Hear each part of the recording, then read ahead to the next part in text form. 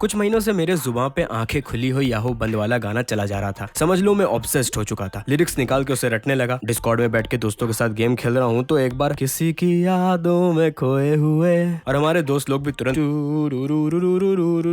फिर गाना दिमाग में छाया है तो मौका मिलने पे वीडियो भी चालू हो ही जाती थी। और हम सब जानते हैं कि इस गाने की वीडियो किस तरह पे आइकॉनिक है। न जाने क्यों मेरा चस्का चढ़ा हुआ था कि एक दिन में एक बार तो इसे देखना ही देखना है। और फिर मुझे इच्छा बनी कि यार फिल्म देख दी जाए। ऑब्वियसली मैंने इसे बचपन से कई बार टुकड़ों में देखा हुआ है। सारे प्लॉट बीट्स मुझे पहले से पता है। लेकिन इस फिल्म के सिर्फ गाने सुन लो तुम्हें पूरी फिल्म समझ में आ जाएगी। लेकिन सबका सब धुंधला है और कभी चाव से बैठ के शुरू से लेकर आखिर तक मैंने इसे नहीं देखा था। मैंने दोस्तों को बुलाओ देख दी जाए। उनकी तरफ से आ रहा था कि रहन दो, क्रिंज हो के बंद कर दोगे, जो कि उन लोग मेरे टेस्ट के हिसाब से ही मुझे सजेस्ट कर रहे थे। क्योंकि बाहुबली मैंने आज तक नहीं देखी और जब देखने बैठता हूँ तमन्ना के कैरेक्टर को देखते ही राइटिंग से इतनी चिड़ मचती है कि उसे बंद कर देता हूँ। तो मैं भी मोहब्बतें को टालता जा रहा था। लेकिन फिर गानों से तो ऑब्सेस्ड हो ही रहा था। ये तीनों कपल्स की स्टोरी जो गानों में चल रही है, पूरी कोरियोग्राफी ले लो और तुम पूरी फन एनर्जी ले लो, एक एक डायरेक्शन चॉइस, ब्लॉकिंग, स्टेजिंग सब फर्स्ट क्लास। तुम कुछ भी कह लो, यहाँ गानों को देख के तुम्हें साफ दिख रहा होगा भाई भीषण मेटिकुलसली चीजें की गई है। मुझे बस एक चीज की भीषण क्यूरियोसिटी थी कि ये सारे कैरेक्टर्स आपस में किस तरह से इंटरेक्ट करते होंगे, किस टाइप का बैंटर होगा इनके बीच, क्योंकि गानों में तो इनकी पर्सनैलिटी काफी साफ दिखती है। लेकिन मेरे एक ये डर भी था कि अभी सिर्फ गाना है तो मेरा दिमागी 99% हैवी लिफ्टिंग करे दे रहा है स्टोरी को इमेजिन करने की। अगर मैंने फिल्म देख दी और सच में घटिया निकली तो वो मैजिक खत्म हो जाएगा। पर मुझसे रहा नहीं गया और मैंने कहा भाड़ में जाए दुनिया, आज डाइव मारी देते हैं। और मैंने मोहब्बतें चालू कर दी। मैंने एक दो अपने सब्सक्राइबर्स को गुस्साते देखा है जब भी मैं कोई भी ऐसी चीजों पे ऑब्सेस करता हूँ जो शायद किसी पीओवी के हिसाब से मेरे टेस्ट के अंदर नहीं आनी चाहिए। जैसे जब मैं मुगले आजम की तारीफ कर रहा था, जैसे जब मैंने के पॉप पे वीडियो बनाई थी। तो उन सब्सक्राइबर्स को आज फिर से गुस्साना पड़ेगा क्योंकि मोहब्बतें मेरी one of the favourite film हो चुकी है। मैं देखो तुम लोगों से रिलेट करता हूँ जिन्हें समझ नहीं आता कि मेरी पसंद आखिर क्या है। हर चीज रैंडम लगती होगी, मैं खुद कंफ्यूज रहता हूँ। RRR मुझे पसंद है, कंतारा मुझे कूड़ा लगती है, स्त्री मुझे पसंद है, स्त्री 2 मुझे घटिया लगती है, डरना मना है मेरी फेवरेट है, कौन मुझे हाँ ठीक ठीक लगती है। तो ये सबसे तुम लोगों को कोई पैटर्न दिख रहा है या किसी टाइप के टेस्ट बॉक्स के अंदर मुझे फिट कर पा रहे हो तो कमेंट में जरूर बताना। पर आज की वीडियो में हम मोहब्बतें के पतझड़ी ट्रांजिशन में खुद को लौंडा लौंडिया बाजी का झोंका देने वाले हैं। सारे कैरेक्टर्स एक तरफ, अमिताभ बच्चन अंकल का कैरेक्टर एक तरफ, एक एक शब्द, चेहरे के एक एक मसल्स में संयम है। कदम भी रख रहे हैं तो फोली आर्टिस्ट ने उन कदमों की आवाज के लिए अपना सबसे धाकड़ वाला साउंड चुना होगा और शब्दों का ऐसा बुलंद उच्चारण की असेंबली हॉल से निकल के कैंपस के मेन गेट पे जाके वो स्थिर होंगे। इस तरह की फिल्म्स के स्टाइलिस्टिक चॉइसेस सब तो बॉलीवुड का पर्यायवाची हो चुका है और हम भारतीयों के लिए एक कल्चरल लैंग्वेज भी हो चुकी है। बालों का उड़ना, चेहरे पे जूम, इमोशनल सीन पे औरत करुणा से भरे स्वर को आ कर रही होती है। अमरीश पुरी, इनका नाम ही अपने आप में एक पूरा कैरेक्टर ड्रॉप है। होली पे एक गाना होना चाहिए जिसमें हमारी जिंदगी का सबसे बड़ा झूठ की उस त्योहार में लड़कियां भी शामिल होती है। ओम जय जगदीश हरे सुनाई दे जाए तो भाई समझ लो कोई सहज सी बनी धाकड़ लड़की दिखने वाली है। और अपनों से रिश्ता तोड़ के उतनी दूर से भागते हुए मल्टीपल कैमरा एंगल्स दे के अपने आशिक से जाके लिपट जाना, ये सबको इस फिल्म ने बिना फोर्थ वॉल ब्रेक किए मुंह पे रखा है। यही इस फिल्म की लैंग्वेज है और इन्हें किसी बात की शर्म नहीं है और इसलिए मुझे ये काफी चार्मिंग सी लगी। सेम उसी तरह जैसे कुछ सालों से मैं सुपर सेंताई देखने लगा हूँ और उसमें रोल कॉल जब भी होता है तो मेरा दिल पतली आवाज में अंदर ही अंदर चीख रहा होता है। जबकि मैं जानता हूँ कि ये कितना क्लीशे है, पर मैं झूठ कहूंगा कि इन गानों में जब भी लड़कियों की एंट्री होती है और लड़कों का ख्वाबों में डूबी आंखों वाला क्लोजअप होता है तो मुझे मजा नहीं आया। कह दो सिर्फ वही चीज मैं बार बार बैकवर्ड करके देखा हूँ। खैर अब मेन चीज जिसके लिए मैंने ये मूवी देखी थी, कैरेक्टर इंटरेक्शन, उस एरिया में इस फिल्म ने मुझे बिल्कुल डिसअपॉइंट नहीं किया है। ये तीनों कैरेक्टर में से जिमी शेरगिल और उदय चोपड़ा की रिलेशनशिप में जो भी हुआ है, जैसे भी हुआ है, मैं उस पर बस इतना कहना चाहता हूँ कि क्या चुती आप था। बाकी तीसरे कैरेक्टर का फिर भी हल्का हल्का सेंस बनता है, लेकिन वो भी देखो फ्रेंड जोन में बैठे मौका ढूंढ रहा था, जो कि मुझे रियल लाइफ में ऐसे बंदों से भीषण चिढ़ मचती है क्योंकि ऐसे बंदों का कोई ईमान धर्म नहीं होता है, उन्हें नींबू मिर्चा कुचल देना चाहिए। इस चक्कर में बेचारे दीपक भाई को झेलना पड़ा। माना कि भैया हमारे क्रिंज है और अच्छी बात है कि वो इतना नार्सिसिस्टिक है कि उसे फर्क भी नहीं पड़ता है, तो उसे मेरी एम्पैथी की जरूरत भी नहीं है। Best character. रही बात इंटरेक्शन की तो उदय चोपड़ा का कैरेक्टर शमिता शेट्टी से जब अपने बाप की झूठी अमीरी फेंकता है वो काफी फनी था। वो अलग बात है, उसका जो कारण था वो कुछ भी था। फिर भी मैं सोच रहा कि यार क्या हम ऐसे कर सकते हैं कि लड़की हमसे चिड़न दिखा रही है और हम उसे दबोच ले। मुझे लगता है कि एंड्रयू टट्टे भैया की क्लास ज्वाइन करनी पड़ेगी, अभी जिंदगी में बहुत पीछे हूं मैं। अब आते हैं जुगल हंसराज भैया के बेइंतहा मोहब्बती बातों में। लो पहला इंटरेक्शन देखो तुम। ये मेरा, थैंक यू। क्या है? कुछ नहीं, वो जो सामान लेने आया था उसी की लिस्ट है। सब कुछ मिल गया? हाँ सब कुछ मिल गया। अगर तुम्हारी आंखों में ये सुख और होठों से इस प्रकार का रस ना निकले तो ना, तुम्हारे मोहब्बत में वो बात नहीं है। अपनी आशिकी का स्तर बढ़ाओ। अब आते हैं उस सवाल में जो कि इस फिल्म में कैजुअली पूछी गई है, पर उससे तगड़ा ज्ञान तुम्हें संदीप महेश्वरी, श्वेताब भैया, यहाँ तक कि सदगुरु के दरबार में भी नहीं मिलने वाली है। तो सवाल उदय चोपड़ा जी ने किया था। अच्छा ये सब बातें छोड़ और मुझे एक बात पता, क्या सब खूबसूरत लड़कियां ऐसी नकचड़ी होती? और क्या हम सब तैयार है ज्ञान लेने को? खूबसूरत होती है तो थोड़ा सा गुरूर तो होता ही है। आहा, क्या बात, इरशाद इरशाद। अब आते हैं उस कैरेक्टर में, जिमी शेरगिल भैया में, जिन्होंने हमें प्रैक्टिकल टिप्स दिए हैं। तो भाई लोग कापी कलम लेके तैयार हो जाओ, आज तुम लोग बहुत कुछ सीखने वाले हो। भैया का पहला उदाहरण। को हर बार एक ही जगह चोट कैसे लग जाती है? जी पता नहीं, शायद आजकल मैं कहीं और हूँ और मेरा ध्यान कहीं और। भैया की सिर्फ लोवेस्ट लेवल की स्मूथनेस देख के तुम्हारे पिछवाड़े के रोंगटे तन गए होंगे। अभी तो सिर्फ मुखड़ा फेंका गया है, अंतरे तक आते आते तुम्हारी बंदी बीन पे फिदा हो जाएंगी। आगे बढ़ता है लेवल 2 में। अरे तुम पूजा तो कराओ। कोई जरूर, मेरी पूजा होगी, चले। अब भैया जी ने एक्ट 2 में अपने इश्क की नींव छोड़ दी है। जो काम एसआरके को रब ने बना दी जोड़ी में कहने के लिए पूरा एक गाना लग गया, इस भाई ने वन लाइनर में उसकी डेप्थ को कैजुअली फेंक दिया है। और अब इस सटल फ्लर्टिंग की मास्टर क्लास का आखिरी लेसन, गौर से देखना इसको। तुम यहाँ आयुष को पियानो सिखाने आए हो या मुझसे गप्पे लड़ानी?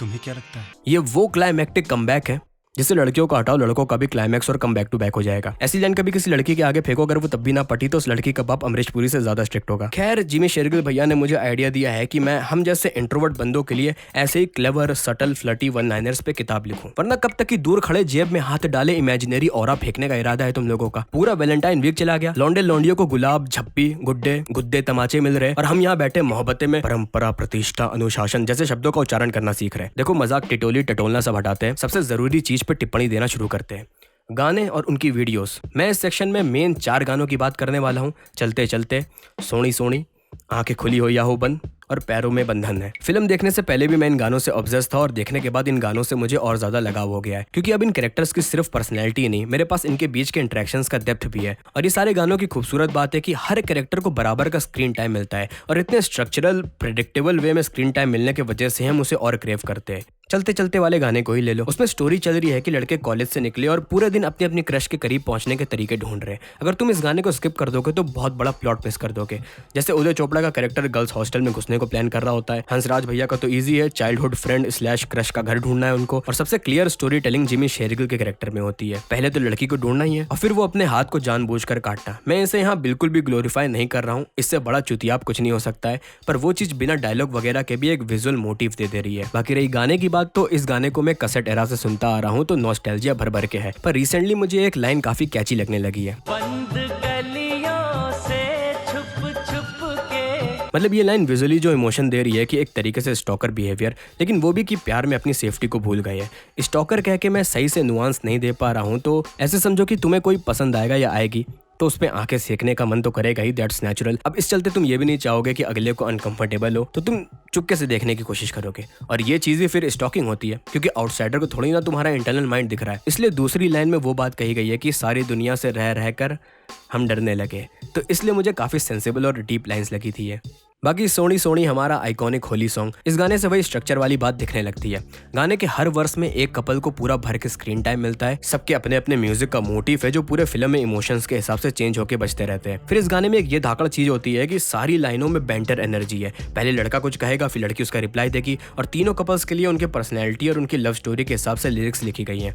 इस बीच जिस तरह से कैमरा हर एक कैरेक्टर पे फोकस कर रहा है, उसके लिए मेरे पास केवल एक शब्द है, ब्रेथ टेकिंग।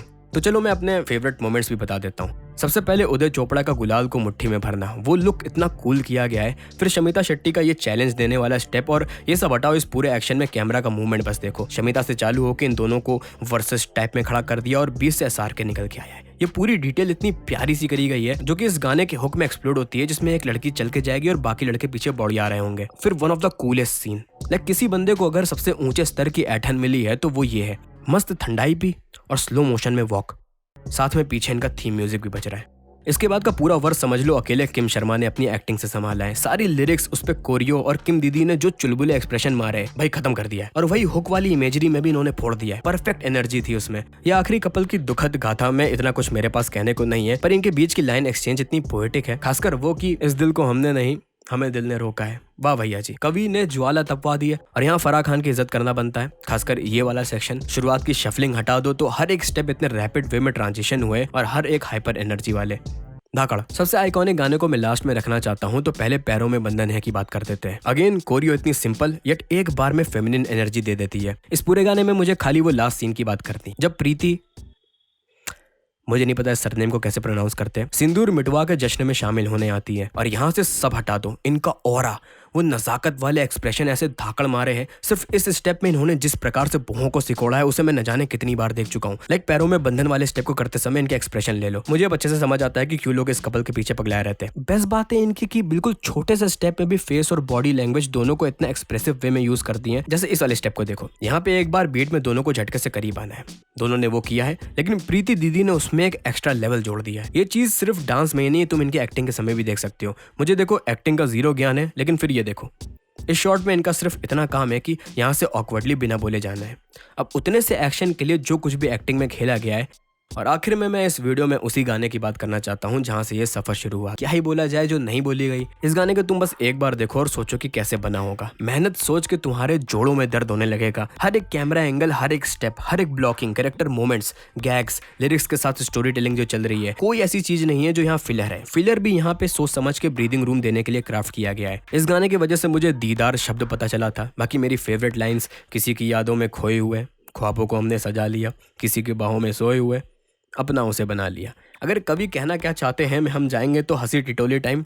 लाइक बाहों में पहले सो गई, उसके बाद उसे अपना बना लिया, यहीं से दिक्कत आ गई है। लेकिन इस लाइन की टेक्निकलिटी मुझे पसंद है। Obviously multi syllable internal rhymes, यादों में खोए हुए, बाहों में सोए हुए, बेसिक है हाँ, लेकिन इंटेंडेड है। और सुरीले गानों में इतना ही लेवल मेरे लिए काफी है। अब फिर से सारी बातें हटाओ, जिमी शेरगिल और दोबारा प्रीति दीदी में आते हैं। मैंने आज तक कभी भी किसी से इस गाने को ऐसे ऑब्सेसिवली डिस्कस नहीं किया है, तो तुम लोग मुझे बताओ हमारे कल्चर में इस मोमेंट को लेके क्या राय है। वो जब स्क्रीन में दोनों के हाथ मिलते हैं और ऊपर से स्पॉटलाइट डाल के जो हेलो इफेक्ट डाला गया है, भाई पूरे फिल्म को एक तरफ रखो और ये मोमेंट को एक तरफ। फिर से क्लासिक प्रीति दीदी जी फ्लो के साथ स्क्रीन में एंटर करती हैं और वही अपने सिग्नेचर जर्क से जो नजरें मिलाई है। बस ये मेरी फेवरेट एक्टर है, जबकि मैंने इनकी सिर्फ एक ही मूवी देखी है। इनका ये झटके से थुड्डी उठा के जिमी भैया को देखना, इस पंचलाइन के सेटअप के लिए ही मैं ये पूरा गाना शुरू से देखता हूँ। तो आखिर में मैं बस इतना कहना चाहता हूँ कि भाई मजा आया, और मुझे ये मजा हिंदुस्तान को देने की कोई भी जरूरत नहीं है, उल्टा मैं पार्टी में लेट आया हूँ। यहाँ मैं एक बात कह के निकलना चाहता हूँ कि मुझे पता है किसी को मोहब्बतें अगर क्रिंज लगी तो किस लिए लगी, लेकिन इसे हम रियलिज्म के लिए या डीप स्टोरी टेलिंग या कोई नुआंस थीम्स के लिए तो देखते हैं नहीं। फिर भी अगर तुम एज अ क्रिएटिव या सिर्फ एज अ कंज्यूमर भी ओपन माइंडेड रहोगे तो तुम्हें उन क्राफ्टेड मोमेंट्स के पीछे धाकड़ actors, intentionally playful writing, high energy जो एब्सर्ड प्लॉट को भी नेग्लेक्ट करा दे, और ये सब के ऊपर पूरी कहानी का अपने सिंपल थीम्स को बिना क्लेवर या मॉक करे जो का त्यों रख देना, ये सब का चार्म तुम डिनाई नहीं कर सकते हो। इसलिए मुझे इस फिल्म की कमियां पता होने के बाद भी काफी पसंद आई। तो भाई वीडियो यहीं पे खत्म करने का समय आ चुका है। अगली वीडियो में मिल दिया जाएगा अब।